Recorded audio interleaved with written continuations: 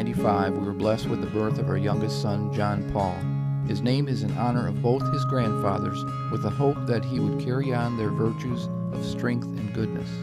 When the doctor announced our new baby boy was a perfect 10 on the Apgar scale, I remember looking into your beautiful face as you gazed back at me and said, "You're right. He is a perfect 10. God has blessed us with his perfect creation."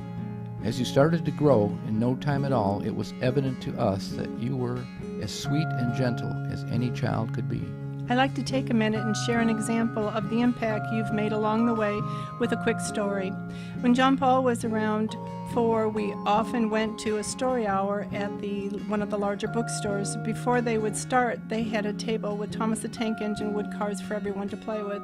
It was often crowded with children pushing and shoving to get a good position. It almost always ended up with small squabbles over train cars and constant parental intervention. JP had 2 train cars, one in each hand, and was careful not to let them go as he moved around the train tracks. I saw him watching another boy as he was standing off to one side, looking sad and a little overwhelmed by all the commotion. After a few minutes, Johnpaul left the table area, walked over to the little boy, and handed him one of his cars. I can still see that little boy's face light up as JP, saying nothing, took his hand and got him a spot at the table. His mother came over to me as she choked back tears. She told me her child was very shy and said that that was the sweetest thing she had ever seen a small child do for another, and asked me how we were instilling that in such a young child. I said, "Thank you," and after some thought said, "That's just who he is."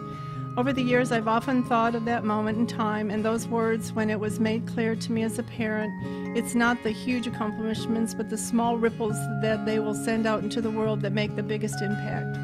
That is when the choice to homeschool was made. We wanted to provide you with the freedom to explore every possibility and knew we didn't want to miss a minute of it. Your journey so far has been many years in the making, and yet it's been in the blink of an eye. You are a fine young man, and we couldn't be any prouder to call you our son. Wherever your life takes you from here, son, know that we are with you in each and every step of the way, no longer leading you, but now standing behind you all the way. We love you, Johnpaul.